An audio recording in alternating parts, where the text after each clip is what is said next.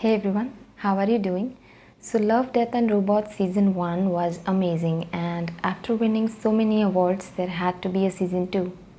And I think there should be because there are people like David Fincher and Tim Miller are involved. By the way, if you didn't know, Tim Miller is also the director of Deadpool, only the first part. And you know David Fincher. So, both these brilliant creators came together and made the season 2. And as expected, this is actually very good. In fact, the only disappointment I have is that it has only 8 episodes. I mean, I was expecting more, at least 10 episodes. Just like the first season, the season 2 is also made up of different stories. Each episode is about 10 to 15 minutes long, like a short film. It's basically a combination of quite different, unique pieces of content. And just like season 1, the episodes in season 2 are also animated by different crew members. The stories are based on robots, artificial intelligence, legends, past stories. There is also one based on space. It's pretty much like the first season. There are a few similarities, but it's quite different. I don't know how they come up with such unique stories. I mean, of course, these are taken from different pieces of content, written by different people, but they all seem kind of possible somehow. There is another episode, The Secret War, in which the Russians are trying to fight these underground monsters, and they are struggling with it. It's an episode, it's pretty well animated, I would say, and yeah, it kind of seems possible, monsters coming up from beneath the surface. Quite possible. I mean, for example, there is an episode in season 1 called Helping Hand, I think.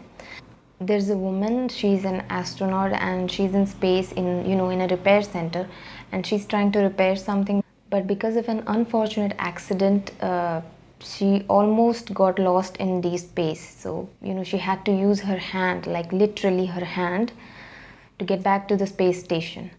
So, I mean, space exploration is so risky. I mean, I don't think normal people have any idea. There are a few episodes like that in season 2 as well, and like I said, they kind of seem possible. So, it has 8 episodes. They are all pretty amazing, but again, there are a particular few that I really liked, and I'm gonna talk about a few of those right now. So I suggest, if you haven't watched this season yet, then just click out of this video. I mean, I'm not going anywhere. You can come back anytime and watch it again. So yeah, I hope you have successfully clicked out of the video right now. So I'll just proceed with the video. Okay, like I said, there are a few episodes in season 2 as well that I really like. One of them is Pop Squad. In this episode, it talks about a distant future where people have hacked into immortality. They have basically found the formula for longevity, So in that era, people are living for hundreds of years. And in that age, having children is actually made illegal. So, I mean, just think about it. When people start living for hundreds of years, basically they have become immortal, kind of immortal. Why would they have children? Why would they need to have children? I mean, it's a pretty good episode. I really liked it.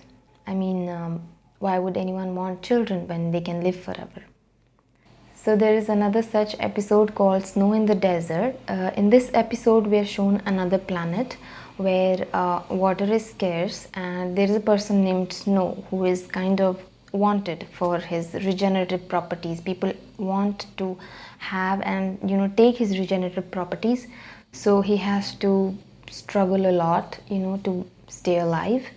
In that episode, he's getting imported strawberries, like natural strawberries from Earth.